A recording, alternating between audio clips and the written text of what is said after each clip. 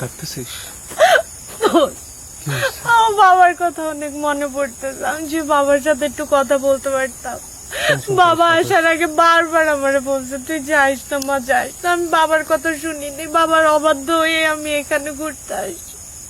আমি জানি না আমি আর আমার বাবার কাছে কখনো ফিরে যাইতে পারবো কিনা। বাবা রিল্যাক্স, টেনশন করিস না, আমরা একটা পথ বের করে ফেলতে পারবো, আমরা চলে যাবো এখান থেকে। কোনো না কোনো উপায় আমাদের বের হবেই।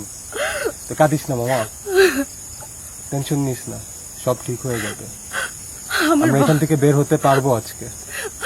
আমার বাবা আমার জন্য অনেক চিন্তা করিস না মামা, আমরা পৌঁছায় যেতে পারবো ওনার কাছে, তুই চলে যেতে পারবি ওনার কাছে, কোনো টেনশন নেই। কাঁদিস না বন্ধু, কাঁদিস না, তেল খাচ্ছি।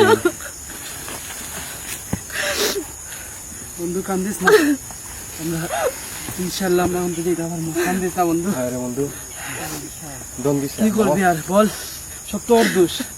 হ্যাঁ বন্ধু, এখন তো সব আমাদের কপালে লেখা ছিল, বুঝছস, এই জন্য এরকম হয়েছে। রাইট। এখন যাক, আমরা এখন আমাদের পথটা খুঁজে বের করি। আল্লাহ ঠিক যা আছে? কপালে রাখছে এখন তা হবে।